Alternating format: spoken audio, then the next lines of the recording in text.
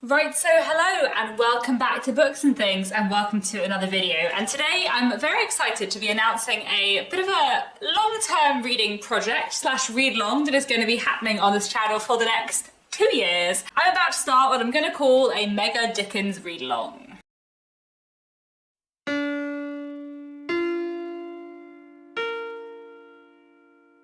So this has been something I've been mulling over for quite a long time, and I've been thinking for ages that I would really like to reread all of Dickens in publication order.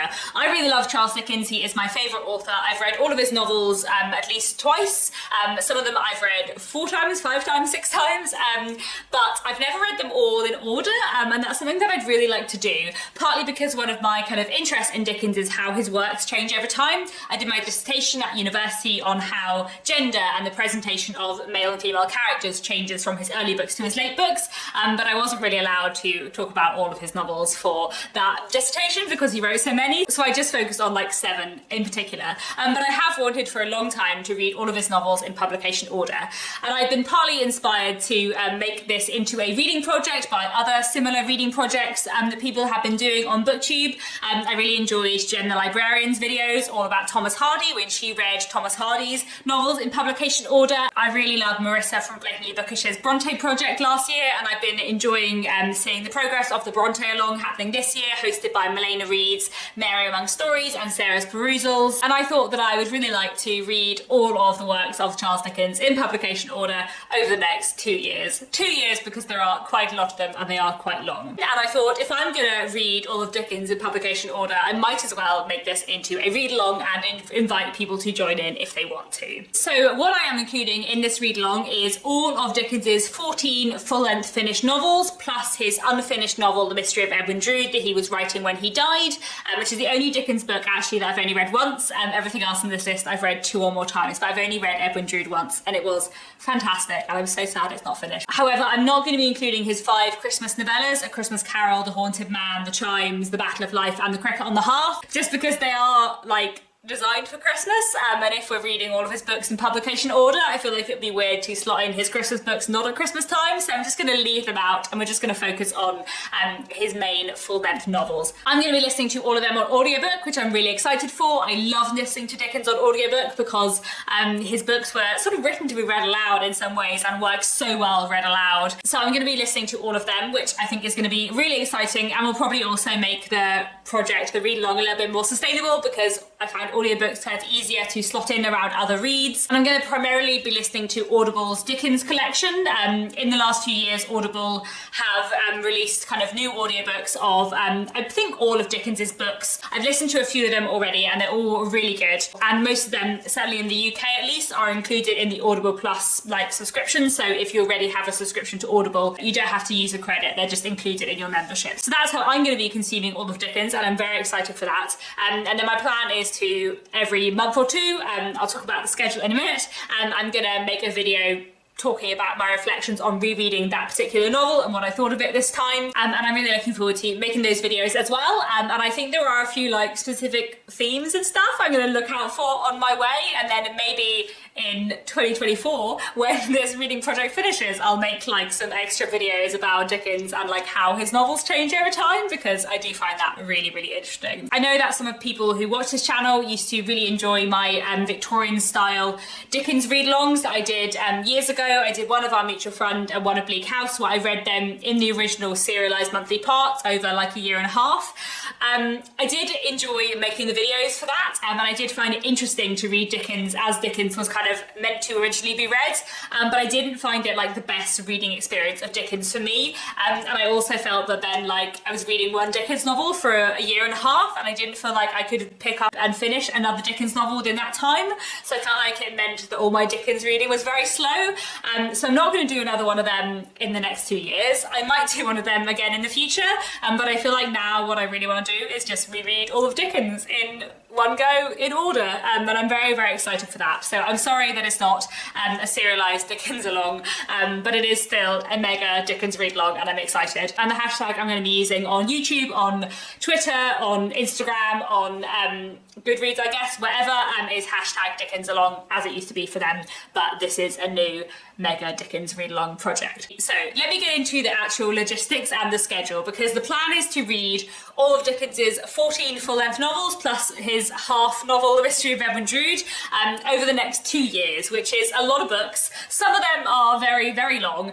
So what I've done is assigned kind of 2 months to the long ones and 1 month to the shorter ones, so that kind of gives everyone enough time, I think. If you're reading a 1,000-page novel, it's probably good to have 2 months to do it, just in case. And it also means people can like flex when they read it around readathons and stuff like that. So I'm probably not going to take 2 months to read these, even if I'm listening to them on audiobook, but it means I can start them or finish them at a particular time, and we'll just see how I go. So the Mega Dickens Readalong is going to be kicking off in Victober 2022, because Victober seems like the perfect time to begin a Mega Dickens Readalong. So across October and November 2022, we're going to be reading the Pickwick Papers from 1837. Then in December 2022, as it's a slightly shorter one, we're going to be reading Oliver Twist, which is from 1838.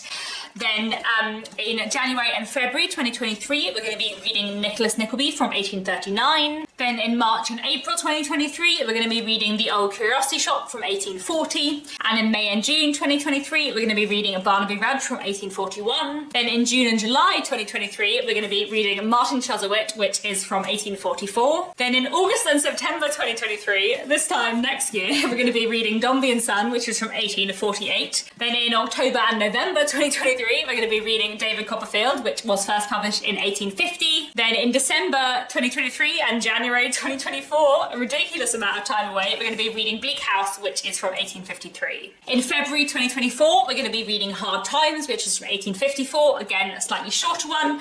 And in March and April 2024, we're going to be reading The Wonderful Little Dorrit from 1855. And then in May 2024, we're going to be reading A Tale of Two Cities from 1859. In June 2024, we're going to be reading Great Expectations, which was first published in 1861. In July and August 2024, we're going to be reading my favourite novel of all time, Our Mutual Friend, which is from 1865. And then in September 2024, bringing us through to a full 2 years, we're going to be reading The Mystery of Edwin Drude, which is Dickens's last novel, which he was halfway through writing when he died. So 2 years, 14 and a half Dickens novels. I am very excited. I think it's going to be excellent fun, and I can't wait. I think it's going to be really interesting to read them all in publication order, and I think I'm just going to really, really enjoy this. There are also going to be no schedules within the month or 2 months. The schedule is kind of the big schedule, but I'm not going to like break down how many chapters to read a day or anything like that, because I think they're all such long books that it's probably easier if people read at their own pace, and certainly because it is such a long project, I know that I will work it around other read-alongs and things like that, and sometimes I might spend a whole month listening slowly to a Dickens book on audiobook, and sometimes I might blast through it in a week. I'm just going to see what is easiest at the time, depending on what's going on, because, you know, 2 years is a really long time, and it's a big project to commit to, but at the same time, I'm super, super excited. However, this read-along does not come without some caveats, because I do not think this is the best way to read Dickens if you are new to Dickens. In my opinion, his early books are less good. They're certainly very different from his later books, and his characterization is much more absurd and caricatured in his early novels, and especially his female characters are quite bad in his early novels. The women in his early novels mostly just faint and cry, and they don't do too much else. That's a little bit harsh, but like his female characters in his later novels are so much more fully developed. All of his characters are more fully developed in his later novels, but especially his female characters. I think they are quite lacking in his early books. In general, I say that if you're going to start Dickens and you haven't read anything by him before, the best places to start are David Copperfield and Great Expectations. I'm not even going to get to David Copperfield for a full year. So if you are newer to Dickens, reading his books in publication order is not necessarily the best way to experience Dickens, because you might think you don't like Dickens if you don't get on with his early books, because his later books are quite different. I feel like taking part in the whole read-along is probably something for people who've read quite a few Dickens before. Not necessarily all of them, like me, but, you know, if you've read 3 or 4 Dickens and you like them, even if you've read 2, and you kind of have a sense of what you're getting into, then maybe you would enjoy reading them all in publication order. But if you've never read a Dickens novel before, or you've only read 1, then I feel like reading them all in publication order might not give you the best impression, or at least the best start, because you might get tired out after the first few without ever getting to like the ones that I think are the best and possibly the more accessible in his later books. One thing I have done is put together a sort of Dickens read-along light list for people who kind of want to take part but don't want to read 14 and a half novels, because that is a lot.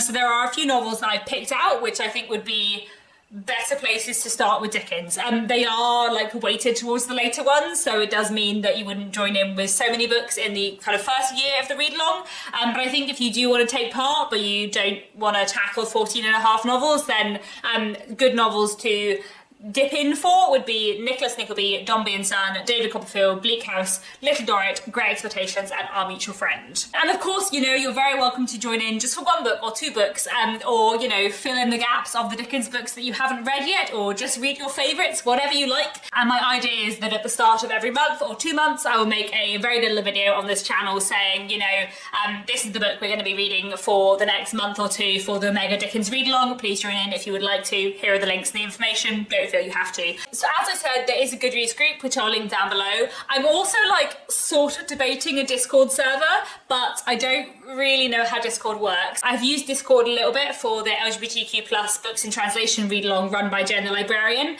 like as a commenter, as a participant, but I haven't ever hosted something on Discord before, and I'm not entirely certain how it works. But if people feel like they would use Discord more than Goodreads, then I am happy to look into it and set it up, because I feel like this kind of long project might be useful to have a slightly more flowing system.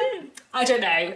Let me know what people think and I will have a ponder. And yeah, that's basically it. That is the Mega Dickens Read Along, just reading 14 and a half books by Charles Dickens over the next 2 years in publication order. I'm very, very excited because I think it'll be excellent fun. But you know, do bear in mind my caveats. If you've never read any Dickens before, this might be a bit much, but if you're a Dickens fan or if you've read a few and want to read more, then please do join in. And if you just want to join in for a book here and there, that's absolutely fine. To be honest, I'm just really excited to read all of Dickens in publication order, whether anyone joins in or not, because I love Dickens a lot and he is my favourite author. And yeah, I think that's all I wanted to say for today. I am going to be putting up a video in Victober with like tips for reading Dickens, which I think might be useful for people embarking on a big Dickens journey.